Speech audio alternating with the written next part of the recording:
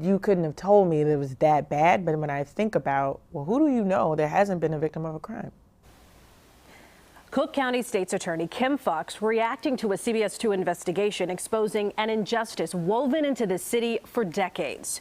New analysis from our team shows black women accounted for 30% of all crime victims in 2022. That's nearly 1 in 3. CBS 2 investigator Dorothy Tucker reached out to Fox for her reaction to our reporting because she's not only the county's top prosecutor, she's also a victim.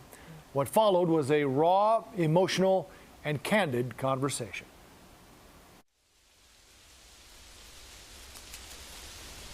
So who am I? I am Kim Foxx. I'm the Cook County State's Attorney. I was sexually abused by a relative from the age of about 5 until 7. It is our position, based on the facts, the evidence, and the law. I was sexually assaulted on my way home from school by 2 strangers when I was 8 in the Austin neighborhood. We believe that in this case, justice has been served. I was sexually assaulted in college as a 20-year-old at Southern Illinois University. Yeah.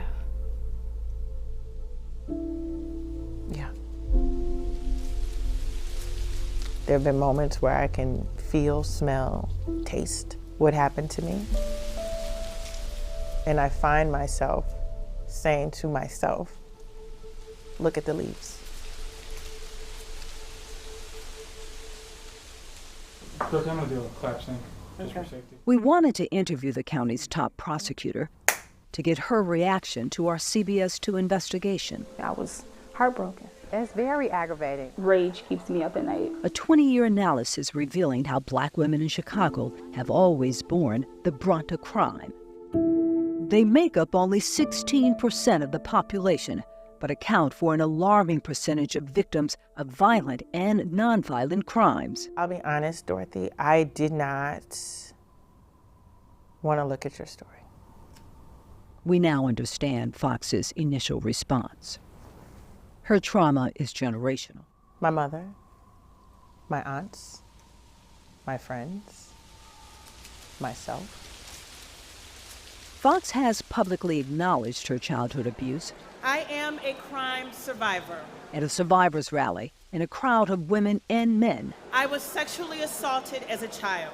Foxx explained the importance of speaking out. I am here because I want more than anything to make sure that what happened to me does not happen again to me or to any of us. As a black woman walking into the world. Foxx finally found the courage to watch our story. And out of respect for you and your work, I did watch. She also found the courage to be more candid with us about the little girl with the big smile. I was in my mother's womb. I was in my mother's womb, and I wasn't safe.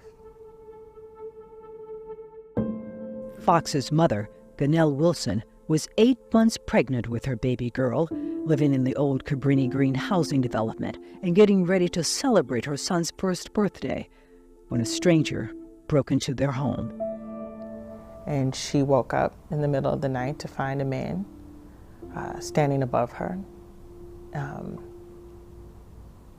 with a knife, threatening to kill her if she didn't tell him where the gifts were that he saw her bringing in from my brother's party.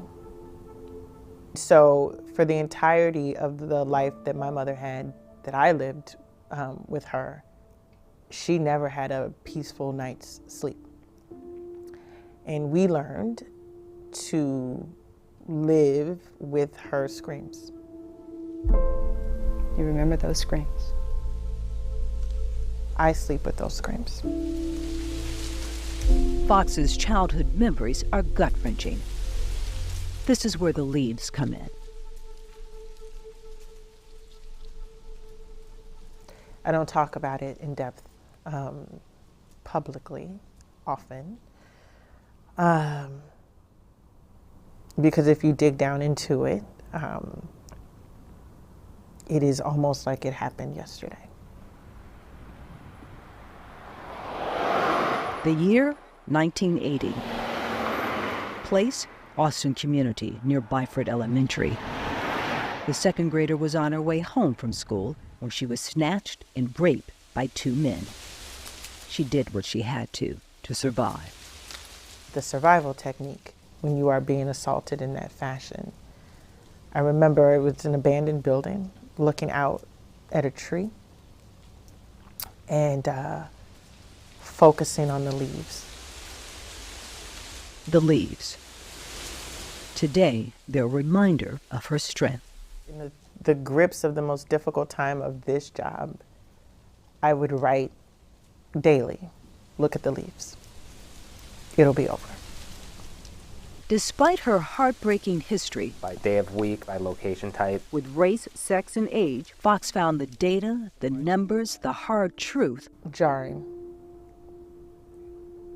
Jarring. Here's what hit home for the survivor of sexual assault. Black girls suffer more than any other group. From 2001 to 2022, for every white girl attacked and injured, there were 18 black girls hurt. You couldn't have told me that it was that bad, but when I think about, well, who do you know that hasn't been a victim of a crime?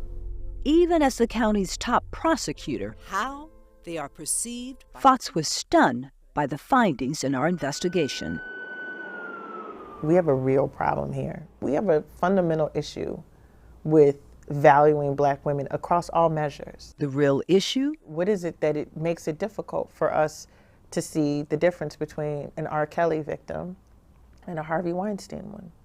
Is there something before you leave that you will try and do?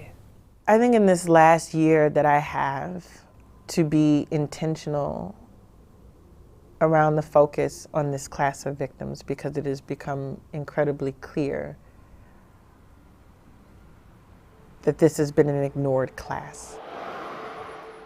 Foxx will turn to black women to help her focus. It's urgent to me in this administration to do all that we can, both internally with our policies and practices, and externally with our partners, and most importantly with the communities that we serve, to bring them in, to figure out how collectively we address this issue.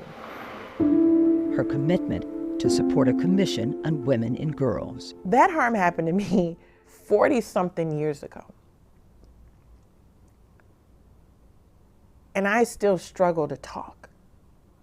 I think being vocal about my own experience and the freedom that I then think it gives to others to say what has happened to them. Talking, says Foxx, about those painful, agonizing lived experiences is necessary to spark change for black women in Chicago. And this is generations in the making and will take a significant amount of time to address. It's urgent. It's urgent. That was CBS 2 investigator Dorothy Tucker reporting. You can see more of our reports on black women and crime on our website, cbschicago.com.